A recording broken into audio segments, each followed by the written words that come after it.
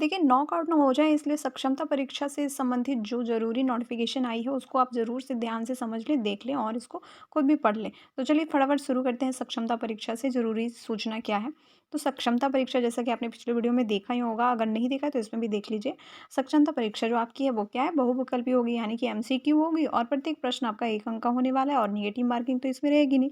आप total question of number आपको 150 इसमें देखने को मिलेंगे और इस एग्जामिनेशन को देने के बाद देखिए आप कौन से शिक्षक बन जाओगे, तो विशिष्ट शिक्षक आप बन जाओगे। अब यहाँ पे देखिए परीक्षा का विषय क्या है, तो जैसे कि आप अगर पीआरटी प्राथमिक के हैं तो प्राथमिक लेवल का आपका रहेगा और मध्य के हैं तो मध्य, माध्यमिक और उच्च माध्यमिक। इस टाइप से आपको यहाँ पे टोटल 4 वर्ग में आपका ये एग्जामिनेशन बटा हुआ होगा। अब पाठ्यक्रम की अगर बात करें तो बिहार लोक सेवा आयोग यानी कि बीपीएससी ने जो कंडक्ट करा था ना टीआरई 1 टीआरई 2, उसी का सिलेबस आपको इसमें देखने को मिलेगा। बट सिलेबस पे नज़र डालने से पहले आपको यहाँ पे मैं बता देती हूँ कि इसका प्रश्न पत्र का पैटर्न क्या है, क्योंकि पैटर्न जब तक नहीं समझोगे तब तक आपको सिलेबस समझ में नहीं आएगा। तो प्रश्न पत्र का पैटर्न जैसे कि बताया कि 150 नंबर का होगा, तो कक्षा 1 से 5 हो या फिर किसी का भी हो, सब में सेम चीज़ें आपको यहाँ पे देखने को मिल रही है। 1 से 5 में थोड़ा-सा आपको अलग रहेगा, जैसे कि 1 से 5 में देखिए क्या होगा, 3 भाग में आपको प्रश्न पत्र डिवाइडेड होगा, 150 क्वेश्चन 3 भाग में डिवाइडेड होगा। भाग 1 में क्या होगा, आपका भाषा होगा और ये कितने नंबर के होंगे, 30 नंबर के होंगे और आपके 30 क्वेश्चन होंगे। भाग 2 में आपका सामान्य अध्ययन होगा, जिसको जीएस बोलेंगे और इसमें आपका 40 क्वेश्चन रहेगा, जैसे कि टीआरई में रहता है। ठीक, भाग 3 जो है आपका वो सामान्य विषय होगा, मतलब जो भी 1 to 5 का तो सब जनरली विषय होता है, तो उसमें से सामान्य विषय जैसे पर्यावरण के बारे में ये सब ही आपका रहेगा और इसमें आपके टोटल 80 क्वेश्चन रहेंगे, तो इस तरह आपके 150 कंप्लीट हो जाते हैं। अब यहाँ पे नेक्स्ट है आपका 6 to 8 के लिए, तो इसमें भी आपका 150 क्वेश्चन और भाग 1 जो है आपका उसमें भाषा रहेगा सेम। भाग 2 आपका सामान्य अध्ययन जैसा कि बीआरटी में है, मतलब प्राथमिक में है वैसा ही इसमें भी है और इसमें भी आपको टोटल 40 क्वेश्चन होंगे। और भाग 3 जो है आपका संबंधित विषय होगा, मतलब 6 to 8 में आप जिस विषय पे मतलब पढ़ा रहे हैं वही आपका संबंधित विषय होगा और इसमें आपके टोटल 80 क्वेश्चन होंगे। अब कक्षा 9-10 के लिए बिल्कुल सेम चीज़ें रहेगी कि 150 नंबर का जो आपका क्वेश्चन तो होगा ही, तो भाग 1 आपका भाषा रहने वाला है जो कि 30 क्वेश्चन होंगे। भाग 2 आपका सामान्य अध्ययन होगा जिसमें कि आपके 40 क्वेश्चन होंगे और भाग 3 में आपके 80 क्वेश्चन होंगे, जो भी आपका सब्जेक्ट होगा, जिस भी सब्जेक्ट पे आप पढ़ा रहे हैं, जिस भी सब्जेक्ट के लिए आप मतलब नियुक्त किए गए थे। अब फिर से आपका जो 11-12 का है उसमें भी सेम चीज़ें हैं, भाषा 30, उसके बाद सामान्य अध्ययन, जीएस आपका 40 और संबंधित विषय आपका 80। देखिए जीएस से संबंधित टीआरई 1 टीआरई 2 में जैसे क्वेश्चन आए हैं ना, उसको आपके लिए देखना बहुत ज़रूरी है। तो आप चाहे तो यहाँ पे कमेंट करिए और टीआरई 1 टीआरई 2 के सारे जीएस के क्वेश्चन पीआरटी के हो, 6 to 8 के हो, 9 to 10 के हो या फिर 11 to 12 के, सारे क्वेश्चन आपको मिल जाएँगे। बस आपको कमेंट करना है, ठीक है? और इस जीए से संबंधित आपको जानकारी और कई वीडियो के माध्यम से दी जाएगी, जो भी वीडियो आपके लिए यूज़फुल होगी, इसलिए सब्सक्राइब ज़रूर करके रखें ताकि जीए से संबंधित आपकी वीडियो आपको मिल सके।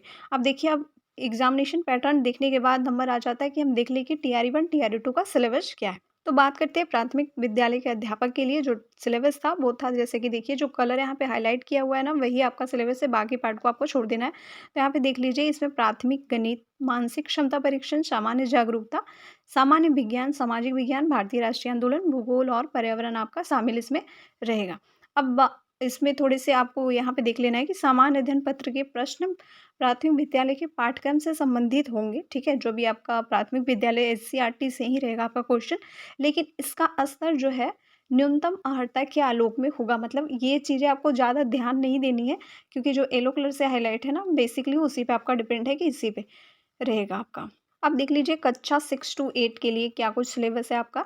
तो यहाँ पे देखिए भाग 1 तो हिंदी आपका रहने ही वाला है। भाग 2 में आप देख लीजिए, भाग 2 में आपका क्या होगा, वही सारी चीज़ें रहेंगी, सामान्य अध्ययन, सामान्य जागरूकता, सामान्य विज्ञान, सामाजिक विज्ञान, भारतीय राष्ट्रीय आंदोलन, भूगोल और पर्यावरण इसमें आपको शामिल रहेगा। फिर आपका जो भाग 3 है उसमें आपको सिलेक्ट करना होगा विषय, जिस भी विषय के लिए आप अलॉट हुए होंगे उस विषय को। और ये सारे के सारे क्वेश्चन आपको कहाँ से आने आने वाले हैं, तो एससीईआरटी और एनसीईआरटी इन्हीं से आपका आने वाला है सारा का सारा क्वेश्चन।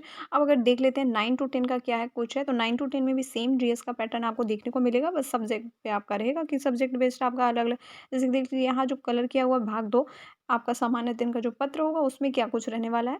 तो प्राथमिक गणित, सामान्य जागरूकता, सामान्य विज्ञान, भारतीय राष्ट्रीय आंदोलन एवं भूगोल। भूगोल पे विशेष करके आप लोग को जोर देना है, इसको ज़रूरी से पढ़ना है। इससे संबंधित आपको वीडियो भी मिल जाएगी वन शॉट में जिसमें कि आपका जीएस ये भूगोल से संबंधित जो है ना कंप्लीट हो जाए।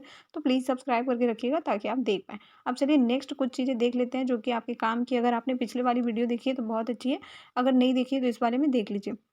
जैसा कि आप यहाँ पे देख पा रहे होंगे कि 1100 रुपये आपको फॉर्म जब फिलअप करोगे ना तो 1100 रुपये आपके लगेंगे। मतलब चाहे आप कोई डिपेंड नहीं करता कि आप किस कैटेगरी से हैं या फिर फीमेल हैं या फिर मेल हैं, सबको 1100 रुपये यहाँ पे लगने वाले हैं। और टाइम क्या रहेगा तो 2 घंटा 30 मिनट यानी कि 150 क्वेश्चन 150 मिनट आपको मिलने वाले हैं। अब नेक्स्ट उत्तीर्णांक की बात करें तो सामान्य के लिए 40% जो कि लगभग 60 नंबर का होगा। वहीं पिछड़ा वर्ग के लिए 36.5% है जो कि लगभग आपको 55 नंबर का रहेगा। और 32% जो कि सभी के लिए है, महिला वगैरह के लिए, तो इनका लगभग नहीं एग्जैक्टली 48 होगा इनका।